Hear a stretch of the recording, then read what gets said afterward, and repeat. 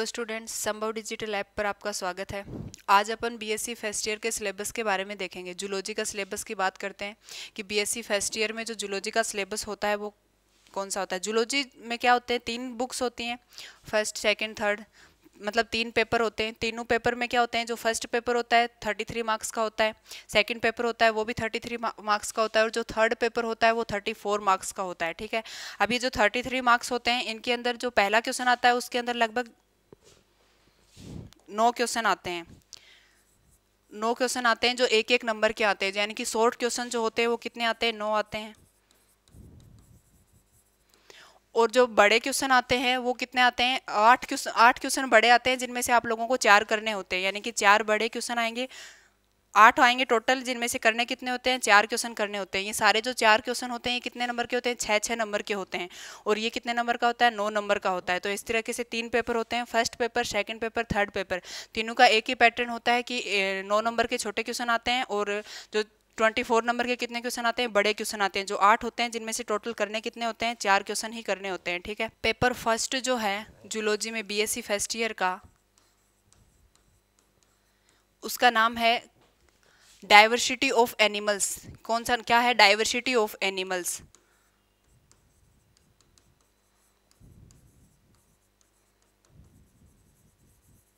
यानी कि इसमें एनिमल्स की डाइवर्सिटी के बारे में देखेंगे। तो इसमें जो पेपर फर्स्ट है इसमें डाइवर्सिटी ऑफ एनिमल्स में सबसे पहले देखेंगे बायोसिस्टेमेटिक एंड टेक्सोनोमी।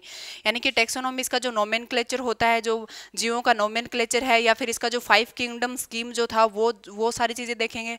फिर नेक्स्ट जो होता है प्रोटोजोआ मेटोजोआ का जो लेवल ऑफ ऑर्गेनाइजेशन है, यानी कि प्रोटोजोआ और मेटाजोआ जो संघ होता है, फाइलम है, उसके बारे में पढ़ेंगे।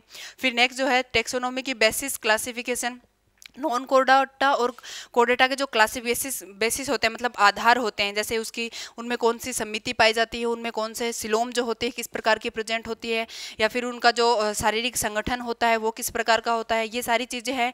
ये जो फर्स्ट पेपर की जो फर्स्ट यूनिट है उसके अंदर पढ़ेंगे। फर्स्ट पेपर का नाम क्या है, डाइवर्सिटी ऑफ एनिमल्स, यानी कि इसमें डाइवर्सिटी यानी कि एनिमल्स की विविधता के बारे में पढ़ेंगे। जो जीव जंतु हैं उनकी विविधता के बारे में पढ़ेंगे। उसमें जो फर्स्ट यूनिट जो है उसका नाम है बायोसिस्टेमेटिक्स एंड टेक्सोनोमी। फर्स्ट यूनिट जो है बायोसिस्टेमेटिक एंड टेक्सोनोमी है। अब इस टेक्सोनोमी, बायोसिस्टेमेटिक और इस टेक्सोनोमी में क्या पढ़ेंगे, इसमें पढ़ेंगे कि टेक्सोनोमी यानी कि इसकी जो वर्ग की इकाई जो होती हैं, जो बेसिस होते हैं वो कौन कौन से होते हैं, मतलब उसमें सिलोम या फिर जो समिति होती है, या फिर वो किस प्रकार के प्राणी होते हैं, वो सारी चीज़ें पढ़ेंगे। सेकंड जो प्रोटोजोआ मेटोजोआ का जो सेलुलर ऑर्गेनाइजेशन है उसके बारे में पढ़ेंगे। और जो फर्स्ट और जो चीज़ें होती हैं, यानी कि जो 5 किंगडम स्कीम दी थी वो क्या है, इंटरनेशनल कोड ऑफ नोमेनक्लेचर, यानी कि नामकरण की जो पद्धति थी, वो सारी चीज़ें किसमें पढ़ेंगे, बायोसिस्टेमेटिक एंड टेक्सोनोमी के अंदर पढ़ेंगे। ठीक है, ये तो होती है फर्स्ट यूनिट। अगर सेकेंड यूनिट की बात करें, यूनिट फर्स्ट हो गई फर्स्ट पेपर की। फिर यूनिट सेकंड की अगर बात करते हैं तो यूनिट सेकंड में क्या पढ़ते हैं, detailed classification of non Chordata and Chordata, यानी कि उसके जो पूरा डिटेल में जो क्लासिफिकेशन होता है कोर्डेटा का और नॉन कोर्डेटा का, उसके बारे में पढ़ेंगे। यानी कि उनके सब ऑर्डर क्या है, उनके एग्जाम्पल क्या है, उनका जितना भी क्लासिफिकेशन है, फाइलम सब फाइलम जितने भी चीज़ें हैं, और उनका क्या क्या एग्जाम्पल है, उनका जो क्लासिफिकेशन है कैसे कैसे उसका क्लासिफिकेशन किया गया है, कौन किसका नॉन कोर्डेटा और कोर्डेटा, सारी चीज़ें पढ़ेंगे किसमें, सेकेंड यूनिट में। ठीक है, थर्ड यूनिट की बात करते हैं। थर्ड यूनिट में क्या करेंगे, पोरीफेरा फाइलम और जो सिलेंट्रेटा फाइलम होता है उसके बारे में पढ़ेंगे। किसके बारे में पढ़ेंगे, यूनिट थर्ड जो होती है उसमें पढ़ेंगे पोरीफेरा और सिलेंट्रेटा। पोरीफेरा और सिलेंट्रेटा जो फाइलम होता है नॉन कोर्डेट्स में, उनके बारे में पढ़ेंगे। पोरीफेरा की अगर बात करें, पोरीफेरा में किसके, ल्यूकोसोलेनिया के बारे में पढ़ेंगे या साइकोन के बारे में पढ़ेंगे। फिर दूसरा जो सिलेंट्रेटा है उसमें ओबेलिया आ गया, ओरेलिया आ गया, ये इनके एग्जांपल्स के नाम बता रही हूँ जिनके बारे में अपन को पढ़ना है। और इनमें पढ़ना क्या है, इनका मोर्फोलॉजी क्या होती है, यानी कि पोरीफेरा में पाए जाने वाले जो जीव जंतु होते हैं उनकी मोर्फोलॉजी क्या होती है, उनमें शारीरिक संगठन किस प्रकार का पाया जाता है, उनमें जो सिस्टम्स जो होते हैं, अगर उनमें सिस्टम प्रेजेंट होते हैं तो कैसे कैसे सिस्टम होते हैं, चाहे वो लोकोमोशन बात कर लो, रिप्रोडक्टिव सिस्टम बात कर लो, कोई भी सिस्टम जो होते हैं वो कौन कौन से होते हैं। तो यूनिट थर्ड में कौन कौन से फाइलम के बारे में पढ़ेंगे, पोरीफेरा के बारे में और सिलेंट्रेटा के बारे में। पोरीफेरा का एग्जाम्पल होता है ल्यूकोसोलेनिया या साइकोन। दूसरा जो सिलेंट्रेटा की बात करें, ओबेलिया के बारे में पढ़ेंगे, ओरेलिया के बारे में पढ़ेंगे। ठीक है, जो फोर्थ यूनिट होती है इसके अंदर यूनिट 4 में क्या पढ़ेंगे, यूनिट 4 में पढ़ेंगे टीनोफोरा और प्लेटीहेलमिन्थेस के सदस्यों के बारे में। यानी कि टीनोफोरा और प्लेटीहेलमिन्थेस के जो फाइलम हैं उनके अंदर जो एग्जांपल्स, मतलब जैसे अगर अपन बात करें किसकी, टीनोफोरा की, तो जैसे बिरोय के बारे में पढ़ेंगे। बिरोय में किस प्रकार से उसकी मोर्फोलॉजी होती है, उसका आवास स्वभाव क्या होता है, उसके अंदर अगर कोई सिस्टम प्रेजेंट होते हैं तो वो किस प्रकार से वर्क करते हैं, उसके बारे में पढ़ेंगे। किसमें, टीनोफोरा में बिरोय के बारे में पढ़ लेंगे। प्लेटीहेलमिन्थेस के बारे में किसके बारे में पढ़ लेंगे, टीनिया सोलियम फिताकर्मी के बारे में, इन सब के बारे में पढ़ेंगे। तो 4th यूनिट में पढ़ेंगे किसके बारे में, टीनोफोरा संघ और प्लेटीहेलमिन्थेस फाइलम जो है उसके बारे में पढ़ेंगे। फिर अपन बात करते हैं यूनिट 5 की। यूनिट 5 में कौन कौन सा फाइलम पढ़ेंगे, एसके हेलमिन्थेस और एनेलिडा। यानी कि एसके हेलमिन्थेस में जो सदस्य होते हैं उनकी मोर्फोलॉजी के बारे में, स्ट्रक्चर के बारे में, उनके अंदर अगर कोई लोकोमोशन स्ट्रक्चर प्रेजेंट है उसके बारे में, अगर कोई सिस्टम प्रेजेंट है, सिस्टम की अगर बात करें तो रिप्रोडक्टिव सिस्टम हो गया, सर्कुलेटरी सिस्टम हो गया, रेस्पिरेटरी सिस्टम हो गया, ये किस प्रकार से वर्क करते हैं। तो यूनिट 5 में कौन कौन से पढ़ेंगे, एसके हेलमिन्थेस में आ जाएगा, एस्केरिस आ जाएगा, और फिर वाउचेरिया आ जाएगा। एनेलिडा की बात करें तो नेहरिस हो जाएगा या फिर लीच हो जाएगा। ठीक है, तो ये सारी चीज़ें किस में पढ़ेंगे, यूनिट 5 में पढ़ेंगे। तो ये पेपर फर्स्ट की बात हो गई। पेपर फर्स्ट में अपन ये जो सारी चीज़ें पढ़ेंगे, पेपर फर्स्ट में मैंने क्या बताया, फर्स्ट सबसे पहले जो यूनिट है वो बायोसिस्टमेटिक एंड टेक्सोनोमी है, यानी कि उनके नोमेनक्लेचर के बारे में, 5 किंगडम स्कीम जो है उसके बारे में पढ़ लेंगे। फिर जो है क्लासिफिकेशन का जो बेसिस होता है, जो आधार होता है कोर डेटा या नॉन कोर डेटा का, उसके बारे में पढ़ लेंगे। सेकंड यूनिट जो होती है वो किसकी होती है, डिटेल्ड क्लासिफिकेशन के बारे में होती है, यानी कि नॉन कोर डेटा और कोर डेटा का जो डिटेल्ड क्लासिफिकेशन है उसके बारे में पढ़ लेंगे। ठीक है, थर्ड यूनिट जो होती है पोरीफेरा और सिलेंट्रेटा, यानी कि पोरीफेरा संघ के सदस्य और सिलेंट्रेटा संघ के सदस्य के मोर्फोलॉजी, हैबिटाट, उसमें जितने भी ऑर्गन्स प्रेजेंट होते हैं, लोकोमोशन अंग प्रेजेंट होते हैं, उन सब के बारे में पढ़ेंगे। यूनिट 4 में टीनोफोरा और प्लेटीहेलमिन्थेस के बारे में पढ़ेंगे। यूनिट 5 में किसके बारे में पढ़ेंगे, एसके हेलमिन्थेस के बारे में और एनेलिडा के बारे में पढ़ेंगे। ये हो गया पेपर फर्स्ट। नाम मैंने क्या बताया था, diversity of animals. Paper first जो होता है 33 मार्क्स का होता है, 33 नंबर का होता है। इसमें 33 नंबर में क्या होता है, जो पहला क्वेश्चन जो होता है उसमें 9 शॉर्ट क्वेश्चन आते हैं, 9 छोटे क्वेश्चन आते हैं। ठीक है, फिर बड़े क्वेश्चन जो होते हैं 8 क्वेश्चन आते हैं, 6 नंबर के होते हैं, और करने कितने होते हैं, 4 क्वेश्चन करने होते हैं, यानी कि 4 क्वेश्चन 6 नंबर के 24 मार्क्स के हो गए, और 9 हो गए कौन से, शॉर्ट क्वेश्चन हो गए। ठीक है, और ये हो गया पेपर फर्स्ट के बारे में। अब पेपर सेकंड की अगर बात करें तो जो पेपर सेकंड होता है उसका नाम है cell biology and genetics. Paper second cell biology and genetics, cell biology and genetics. अब इसमें किसके बारे में पढ़ेंगे, कोशिका विज्ञान और जेनेटिक्स, आनुवांशिकी के बारे में पढ़ेंगे।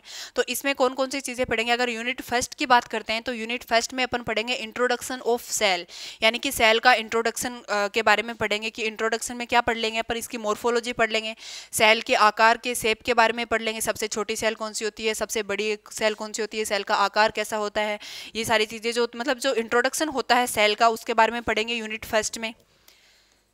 यूनिट फर्स्ट में पढ़ लेंगे सेल इंट्रोडक्शन।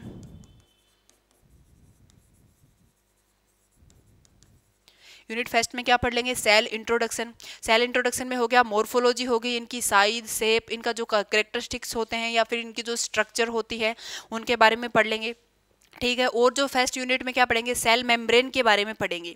यानी कि ये जो यूनिट फर्स्ट है सेल इंट्रोडक्शन के बारे में, सेल थ्योरी वगैरह किसने दी थी, सेल थ्योरी कौन कौन सी है, मॉडर्न सेल थ्योरी क्या है, वो सब पढ़ लेंगे। फिर सेकंड जो पढ़ेंगे इसमें सेल मेम्ब्रेन के बारे में पढ़ेंगे, यानी कि कोशिका झिल्ली जो होती है उसके बारे में पढ़ेंगे कि कोशिका झिल्ली का फॉर्मेशन कैसे होता है, उसमें क्या क्या लिपिड प्रेजेंट होते हैं, प्रोटीन प्रेजेंट होते हैं, कौन कौन सी लिपिड्स होती हैं, कौन कौन सी प्रोटीन होती है, पेरिफेरल प्रोटीन अलग होती है कोई, ये मतलब ये सारी चीज़ें जितनी भी जो सेल मेम्ब्रेन के बारे में चीज़ें हैं सेल मेम्ब्रेन में पढ़ेंगे कि उसके कैरेक्टरिस्टिक्स ऑफ सेल मेम्ब्रेन, उसमें जो फ्लूइड मोजेक मॉडल होता है या फिर जितनी भी चीज़ें होती हैं सेल मेम्ब्रेन के बारे में, उनके फॉर्मेशन के बारे में, उनमें क्या क्या क्रियाएं होती हैं, मतलब जो भी चीज़ें होती है सेल मेम्ब्रेन के बारे में वो पढ़ लेंगे। थर्ड जो होता है सेल मेम्ब्रेन में ट्रांसपोर्ट जो होता है, क्योंकि उसके अंदर प्रोटीन्स प्रेजेंट होते हैं तो उसमें ट्रांसपोर्ट सिस्टम प्रेजेंट होता है, तो वो ट्रांसपोर्ट होता है किस प्रकार से होता है, डिफ्यूजन, ऑस्मोसिस, ये सारी चीज़ें जो होती हैं वो किस में पढ़ लेंगे, यूनिट फर्स्ट के अंदर पढ़ लेंगे।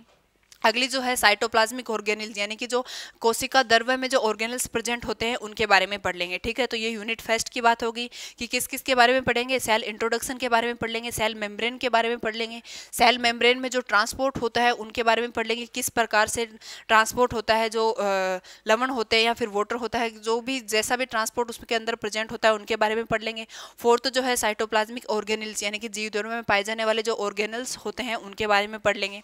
ठीक है, अब जो यूनिट सेकंड होती है पेपर सेकंड में, जो यूनिट सेकंड है उसमें पढ़ेंगे अपन structure and biogenesis of mitochondria, यानी कि माइटोकॉन्ड्रिया की क्या स्ट्रक्चर होती है और उसका क्या बायोजेनेसिस होता है, मतलब माइटोकॉन्ड्रिया के बारे में पढ़ेंगे। ठीक है, माइटोकॉन्ड्रिया जो शक्ति ग्रह कहलाता है। ठीक है, माइटोकॉन्ड्रिया के बारे में पढ़ेंगे। फिर एंडोप्लाज्मिक रेटिकुलम के बारे में पढ़ेंगे, माइटोकॉन्ड्रिया के बारे में पढ़ेंगे, एंडोप्लाज्मिक रेटिकुलम के बारे में पढ़ेंगे। माइटोकॉन्ड्रिया इसका इंट्रोडक्शन हो गया माइटोकॉन्ड्रिया का। फिर सेकंड जो इसका फंक्शन क्या हो गया, इसकी स्ट्रक्चर क्या होगी। दूसरी जो चीज़ इसमें पढ़ेंगे वो अपन पढ़ेंगे एंडोप्लाज्मिक रेटिकुलम के बारे में।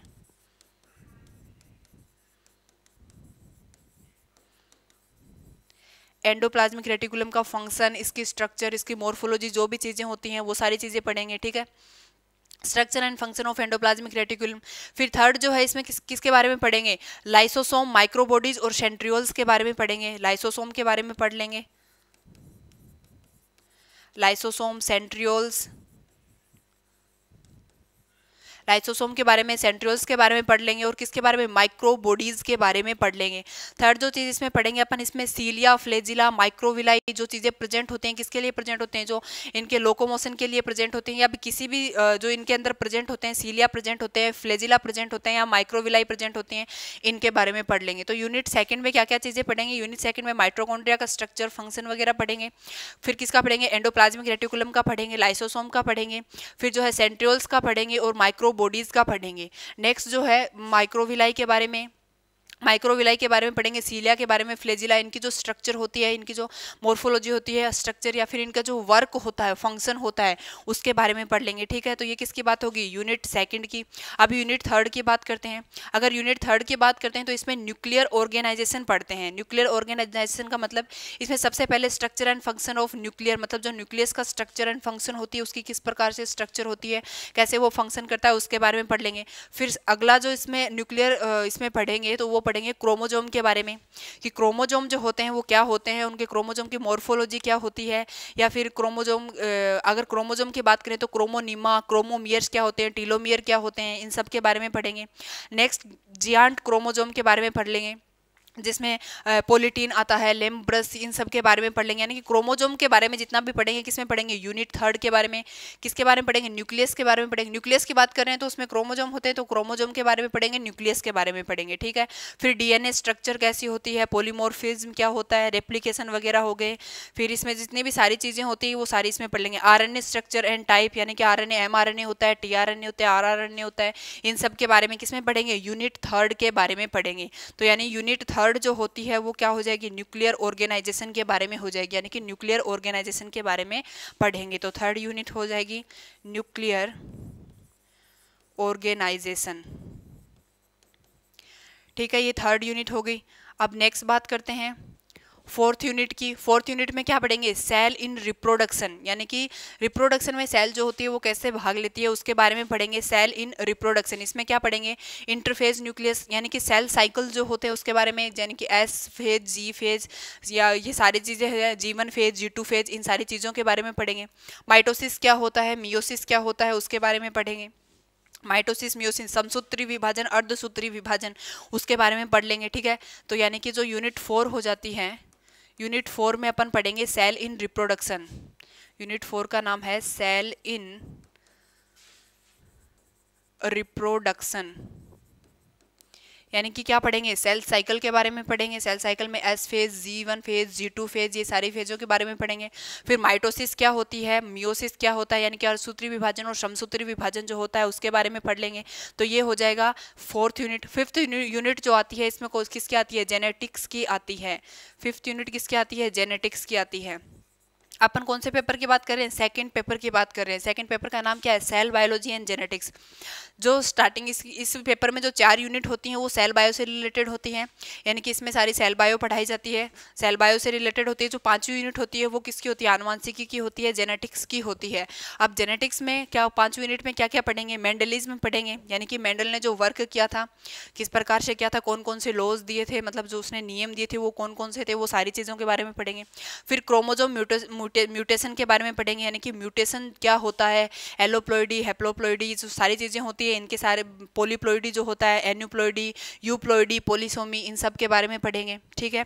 थर्ड जो चीज़ पढ़ेंगे इसमें किसके बारे में पढ़ेंगे, लिंकेज और क्रॉसिंग ओवर के बारे में पढ़ेंगे, कि लिंकेज क्या होता है, क्रॉसिंग ओवर क्या होता है, इनके बारे में पढ़ेंगे। ठीक है। फिर जेनेटिक्स में नेक्स्ट क्या पढ़ेंगे, जेनेटिक इंट्रैक्शन के बारे में पढ़ लेंगे। जेनेटिक इंट्रैक्शन का मतलब ये जो सप्लीमेंट्री जीन होते हैं, कॉम्प्लीमेंट्री जीन होते हैं, ये सारे जो जीन होते हैं इन सब के बारे में पढ़ेंगे कि सप्लीमेंट्री जीन क्या होता है, कॉम्प्लीमेंट्री जीन क्या होता है, इन सब चीज़ों के बारे में पढ़ लेंगे। ठीक है। लास्ट और नेक्स्ट क्या पढ़ेंगे इसमें, multiple gene interaction. Multiple gene interaction का मतलब एबीओ ब्लड ग्रुप जो हो जाता है, मतलब ब्लड ग्रुप जो होते हैं उनके बारे में पढ़ लेंगे। एबीओ ब्लड ग्रुप हो जाएगा, एमएन ब्लड ग्रुप हो जाएगा। ठीक है। आरएच फैक्टर क्या होते हैं, इनके सिग्निफिकेंस क्या होते हैं, ये सारी चीज़ें पढ़ेंगे। नेक्स्ट साइटोप्लाज्मिक इनहेरिटेंस पढ़ेंगे, यानी कि जो कोशिका द्रव्यी इनहेरिटेंस होता है वो पढ़ेंगे। साइटोप्लाज्मिक इनहेरिटेंस क्या होता है, जो मदर से आगे नेक्स्ट जो बच्चों में जाता है उनके बारे में जो साइटोप्लाज्मिक इनहेरिटेंस होता है, जब पढ़ोगे तब पता चल जाएगा। किसके बारे में पढ़ेंगे, साइटोप्लाज्मिक इनहेरिटेंस के बारे में पढ़ेंगे। फिर नेक्स्ट जो है सेक्स डिटर्मिनेशन पढ़ेंगे, जिसके अंदर ड्रोसोफिला हो जाएगा, ये सारी चीज़ें ड्रोसोफिला के बारे में पढ़ेंगे। पेडिग्री एनालिसिस पढ़ेंगे, ये सारी चीज़ें पढ़ेंगे। नेक्स्ट क्या हो जाएगा, जेनेटिक डिसऑर्डर्स, यानी कि आनुवंशिक जो डिसऑर्डर होते हैं, जेनेटिक डिसऑर्डर होते हैं, जो जैसे डाउन सिंड्रोम हो गया, टर्नर सिंड्रोम हो गया, क्लाइनफेंटर सिंड्रोम हो गया, जितने भी डिसऑर्डर्स जो है उनके बारे में पढ़ेंगे। जैसे फिनाइल कीटोन्यूरिया हो गया, ब्लाइंडनेस हो गया, कलर ब्लाइंडनेस हो गया, हीमोफीलिया हो गया, ये सारी चीज़ें पढ़ेंगे।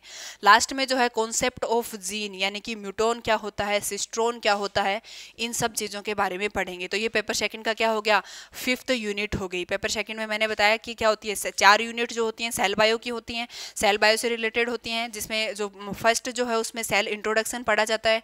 सेल इंट्रोडक्शन के बाद में सेकेंड जो यूनिट आती है उसमें माइटोकॉन्ड्रिया के बारे में पढ़ा जाता है, एंडोप्लाज्मिक रेटिकुलम के बारे में पढ़ा जाता है। फिर जो होता है सेंट्रियोल्स वगैरह के बारे में, इन सब के बारे में पढ़ा जाता है। ठीक है। जो फिर 4th यूनिट होती है उसमें में किसके बारे में, सेल इन रिप्रोडक्शन के बारे में पढ़ा जाता है, यानी कि इसमें जो क्या होते हैं, इंट्रोडक्शन मतलब सेल साइकिल के बारे में, माइटोसिस मियोसिस के बारे में। ठीक है। अब इससे पहले जो यूनिट सेकंड थर्ड बताई थी, न्यूक्लियर ऑर्गेनाइजेशन के बारे में पढ़ते हैं, यानी कि न्यूक्लियर ऑर्गेनाइजेशन में क्रोमोजोम के बारे में, जियांट क्रोमोजोम, डीएनए स्ट्रक्चर हो गया, आरएनए स्ट्रक्चर हो गया। ठीक है। नेक्स्ट इसमें और क्या पढ़ते हैं, इसमें पढ़ते हैं क्या, जेनेटिक कोड एंड ट्रांसलेशन, यानी कि जेनेटिक कोड क्या होता है और ट्रांसलेशन की प्रोसेस क्या होती है उसके बारे में पढ़ते हैं। और 5th यूनिट जो होती है इसकी वो किससे रिलेटेड होती है, जेनेटिक्स से रिलेटेड होते हैं, यानी कि पूरी जेनेटिक्स में होते हैं। उसमें मेंडलिज्म पढ़ते हैं, मेंडल ने क्या क्या काम किया वो सारी चीज़ें पढ़ते हैं। फिर नेक्स्ट जो होता है क्या चीज़ें पढ़ते हैं, क्रोमोजोम म्यूटेशन पढ़ते हैं, लिंकेज क्रॉसिंग ओवर पढ़ते हैं, जेनेटिक इंट्रोडक्शन पढ़ते हैं। ये सारी चीज़ें किस में पढ़ते हैं, यूनिट 5 में पढ़ते हैं। तो ये कौन सा हो गया, पेपर सेकंड हो गया। पेपर सेकंड में भी वैसे ही 9 क्वेश्चन जो होते हैं वो शॉर्ट आते हैं, बड़े क्वेश्चन 8 आते हैं, 4 करने होते हैं। कितने कितने नंबर के होते हैं, 6-6 नंबर के होते हैं। अब ये 6-6 नंबर के होते हैं, ये ऐसे भी आ सकते हैं कि जैसे कोई क्वेश्चन आ रहा है, क्वेश्चन में 2 पार्ट दे दे, एक पार्ट ये है और दूसरा पार्ट ये है, तो ये 3-3 नंबर के हो सकते हैं। लेकिन टोटल नंबर कितने होंगे, 6 हो गए, यानी कि क्वेश्चन पार्ट्स में भी आ सकता है, 1 पार्ट 2 पार्ट आ सकते हैं। अगर 3 पार्ट आएंगे तो 2-2 नंबर के 3 पार्ट हो जाएंगे। तो इस प्रकार से जो बड़े क्वेश्चन होते हैं वो 6 नंबर के आते हैं, 4 करने होते हैं, यानी कि 24 नंबर के हो जाते हैं। ठीक है। वो पार्ट्स में भी आ सकते हैं। अगर 3 आएंगे, 3 पार्ट आएंगे तो 2-2 नंबर के क्वेश्चन हो जाएंगे, और अगर 2 पार्ट आते हैं तो 3-3 नंबर के क्वेश्चन हो जाएंगे। ठीक है। तो ये बात कर ली पेपर सेकंड की। अब बात करते हैं पेपर थर्ड की। पेपर थर्ड जो होता है उसका नाम है डेवलपमेंटल बायोलॉजी। पेपर थर्ड क्या है, developmental biology.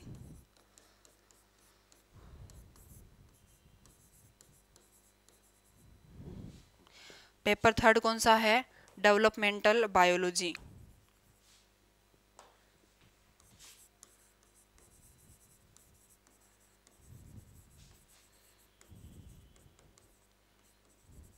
Developmental biology paper third जो होता है कितने मार्क्स का होता है, 34 मार्क्स का होता है। ठीक है।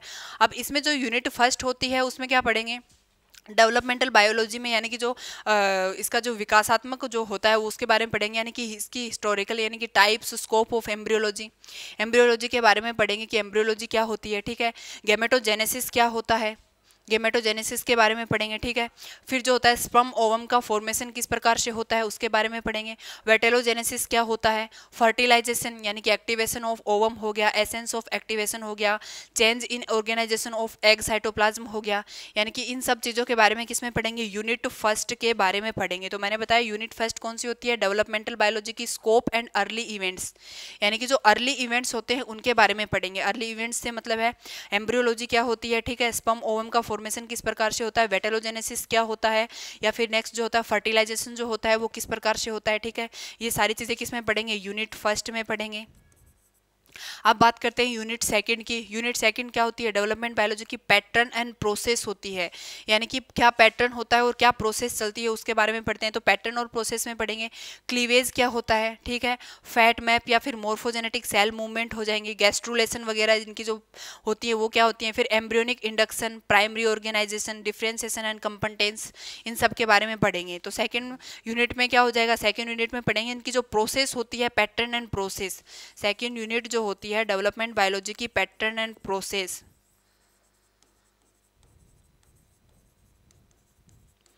पैटर्न एंड डेवलपमेंट बायोलॉजी का क्या हो जाएगा, पैटर्न एंड प्रोसेस के बारे में पढ़ेंगे। इसमें मैंने बताया क्या क्या पढ़ेंगे, क्लीवेज के बारे में डेफिनेशन क्या होती है, क्लीवेज के जो प्लेन्स होते हैं या पैटर्न जो होते हैं क्लीवेज का वो किस प्रकार से होता है, ठीक है।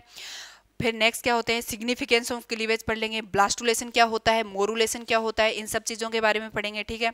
नेक्स्ट क्या पढ़ेंगे, नेक्स्ट पढ़ेंगे फैट मैप क्या होता है, या फिर गैस्ट्रुलेशन जो होता है, गैस्ट्रुलेशन के सिग्निफिकेंस क्या होते हैं, इन सब के बारे में। एम्ब्रियोनिक इंडक्शन पढ़ेंगे, प्राइमरी ऑर्गेनाइजेशन, इन सब के बारे में किसमें पढ़ेंगे, यूनिट सेकंड में पढ़ेंगे, ठीक है। अब यूनिट थर्ड की बात करें, यूनिट थर्ड में क्या पढ़ते हैं, डेवलपमेंट ऑफ चिक अप टू 96 आवर्स स्टेज, यानी कि जो चिक का डेवलपमेंट होता है वो 96 आवर्स में किस प्रकार से होता है वो सारी चीज़ें पढ़ेंगे। सबसे पहली चीज़ जो क्या पढ़ेंगे इसमें, डेवलपमेंटल ऑफ चिक पढ़ेंगे। थर्ड डेवलपमेंट ऑफ चिक हो जाएगा। फिर एम्ब्रियोनिक अडप्टेशन क्या होते हैं, एम्ब्रियोनिक अडप्टेशन के बारे में पढ़ेंगे। एक्स्ट्रा एम्ब्रियोनिक मेम्ब्रेन कौन कौन सी होती हैं, उनके क्या फंक्शन होते हैं, इन सब चीज़ों के बारे में पढ़ेंगे। यूनिट थर्ड की बात कर रहे हैं अपन, ठीक है। नेक्स्ट जो होते हैं प्लेसेंटेशन क्या होता है मेमल्स में, ठीक है, इसकी डेफिनेशन, टाइप्स, क्लासिफिकेशन, ये सब चीज़ों के बारे में पढ़ेंगे। फंक्शन ऑफ प्लेसेंटा पढ़ेंगे कि प्लेसेंटा का फंक्शन क्या होता है। लास्ट जो होता है पेडोजेनेसिस एंड क्या होते हैं, नियोटेनी के बारे में और पेडोजेनेसिस के बारे में पढ़ेंगे, ठीक है। तो ये हो जाएगी यूनिट थर्ड। यूनिट फोर्थ की अगर बात करें, यूनिट 4 में क्या होता है, पार्थेनोजेनेटिस्ट क्या होता है, रीजनरेशन क्या होता है, या फिर स्टेम सेल के जो एप्लीकेशंस होते हैं उनके बारे में पढ़ेंगे।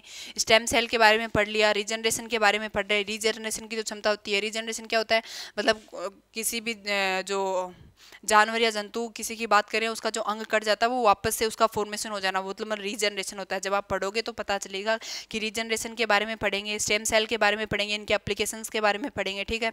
अगर यूनिट 5 की बात करते हैं तो क्लोनिंग, यूनिट 5 में क्या पढ़ेंगे, क्लोनिंग ऑफ एनिमल्स, यानी कि एनिमल्स में क्लोनिंग की जो प्रोसेस होती है वो किस प्रकार से होती है उसके बारे में पढ़ेंगे। क्लोनिंग की दो टेक्निक होती हैं, एक न्यूक्लियर ट्रांसफर टेक्निक होती है, एक एम्ब्रियो ट्रांसफर टेक्निक होती है। यानी कि यूनिट 5 में किसके बारे में पढ़ेंगे, जो क्लोनिंग की प्रोसेस होती है उसके बारे में पढ़ेंगे। अब क्लोनिंग भी दो प्रकार की होती है, एक न्यूक्लियर ट्रांसफर क्लोनिंग होती है, दूसरी जो होती है एम्ब्रियो ट्रांसफर क्लोनिंग होती है, तो इसके बारे में पढ़ेंगे। टेराजेनेसिस के बारे में पढ़ेंगे, बायोलॉजी ऑफ एजिंग और सेल डेथ क्या होती है उसके बारे में पढ़ेंगे। तो ये अपन ने बात करी पेपर थर्ड की। पेपर फर्स्ट हो, सेकंड हो, थर्ड हो, तीनों में कितनी कितनी यूनिट है, 5-5 यूनिट हैं, ठीक है। 5-5 यूनिट में अपन कौन कौन से टॉपिक पढ़ेंगे, कौन कौन सी चीज़ें पढ़ेंगे, वो सारी चीज़ें बता दी। कौन सा पेपर कितने नंबर का आता है वो बता दिया। अब पेपर थर्ड का मैंने बताया कितने नंबर का आता है, 34 नंबर का आता है। पेपर फर्स्ट और सेकंड कितने आते हैं, 33 मार्क्स के आते हैं, जिसमें से 9 क्वेश्चन जो होते हैं वो शॉर्ट्स होते हैं, और फिर जो 4 क्वेश्चन होते हैं वो बड़े होते हैं, 6 नंबर के होते हैं, 24 नंबर के हो गए। इसमें जो होते हैं छोटे वाले शॉर्ट क्वेश्चन कितने आ जाएंगे, 10 आ जाएंगे, क्योंकि 34 मार्क्स का है ना, तो इसमें छोटे वाले क्वेश्चन शॉर्ट क्वेश्चन कितने आ जाएंगे, 10 आ जाएंगे। और बड़े क्वेश्चन कितने आ जाएंगे, वही 8 आएंगे, जिसमें से 4 करने होंगे, 6-6 नंबर के होंगे।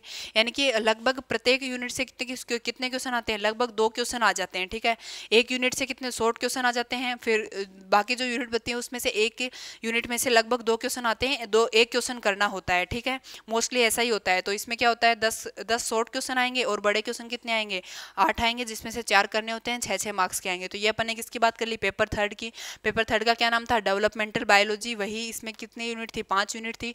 फर्स्ट यूनिट जो थी उसमें स्कोप एंड अर्ली इवेंट्स के बारे में पढ़ लेंगे, डेवलपमेंट बायोलॉजी की। जो सेकंड यूनिट है उसमें क्या पढ़ लेंगे, पैटर्न और प्रोसेस क्या होता है उसके बारे में पढ़ लेंगे, ठीक है। जो थर्ड यूनिट होती है उसके बारे में embryonic adaptation, extra embryonic membrane, इन सब चीज़ों के बारे में पढ़ लेंगे। जो फोर्थ यूनिट होती है उसमें पार्थेनोजेनेसिस, रीजनरेशन, स्टेम सेल्स, इन सब के बारे में पढ़ेंगे। और जो फिफ्थ यूनिट होती है वो क्लोनिंग से रिलेटेड होती है, क्लोनिंग पढ़ेंगे उसके अंदर। फिर बायोलॉजी ऑफ एजिंग और सेल डेथ के बारे में पढ़ लेंगे, ठीक है। तो ये था बीएससी फर्स्ट ईयर का जूलॉजी का जो सिलेबस था 2022-23 के अकॉर्डिंग। वो सारा सिलेबस मैंने बता दिया, कितने कितने नंबर के कौन कौन से पेपर आते हैं वो भी बता दिए। 3 पेपर होते हैं, पेपर फर्स्ट, पेपर सेकंड और पेपर थर्ड। तीनों पेपर्स का क्या नाम होता है वो भी बता दिया, ठीक है। Thank you.